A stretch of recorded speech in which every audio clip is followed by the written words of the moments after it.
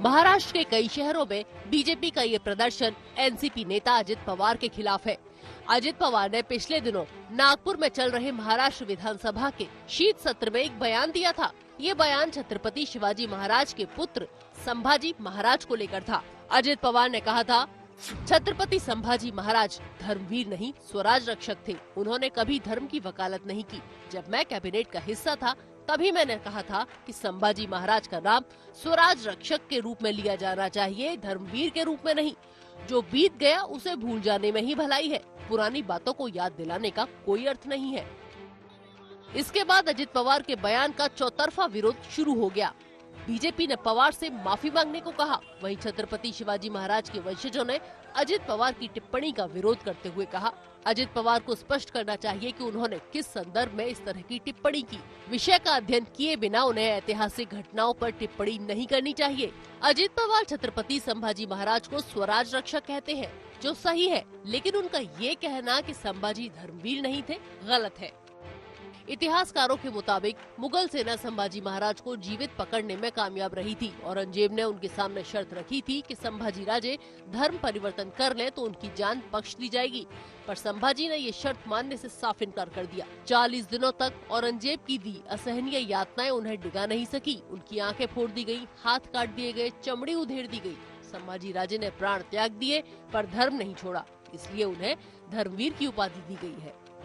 अजित पवार के बयान पर बवाल होता देख एनसीपी विधायक जितेंद्र आव्हाड अपने नेता का पक्ष रखने उतरे, मगर उनके बयान से तो विवाद और बढ़ गया। आव्हाड ने कहा, छत्रपति संभाजी महाराज को बहादुरगढ़ लाया गया, जहां उनकी आंखें निकाल दी गई। बहादुरगढ़ किले के करीब एक विष्णु मंदिर था। अगर औरंगजेब क्रूर या हिंदू विरोधी होता तो वो उस मंदिर को भी तोड़ देता।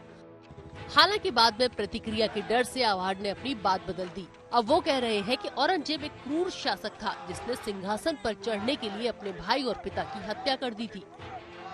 इसमें कोई दुमत नहीं हो सकता है, लेकिन उस स्वराज्य का रक्षण कर रहे थे जिसकी स्थापना शिवाजी महाराज ने की थी, और उसको मराठी में कहते हैं कि रयतेचं राज्य। कभी किसी ने सुना है कि भोसले साम्राज्य था? नहीं। शिवाजी ने अपने नाम पे कोई साम्राज्य स्थापन नहीं किया।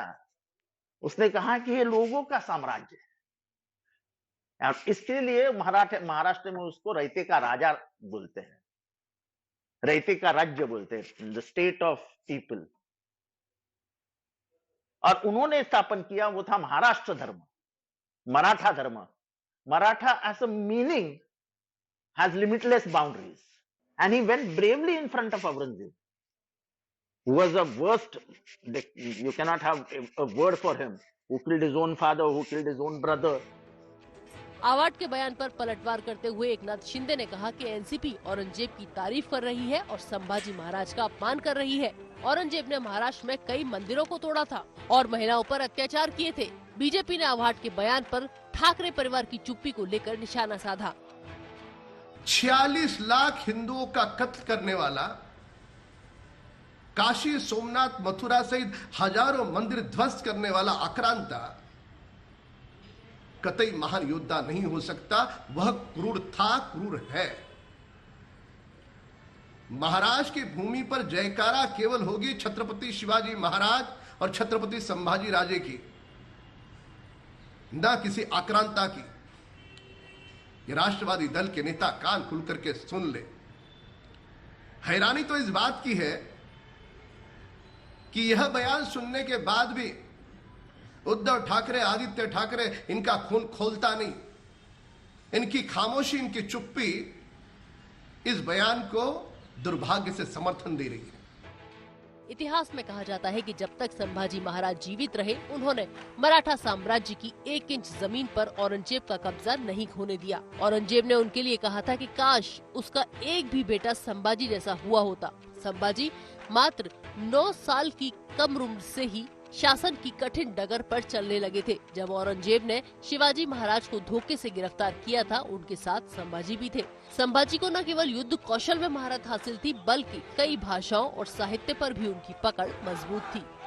आज तक ब्यूरो।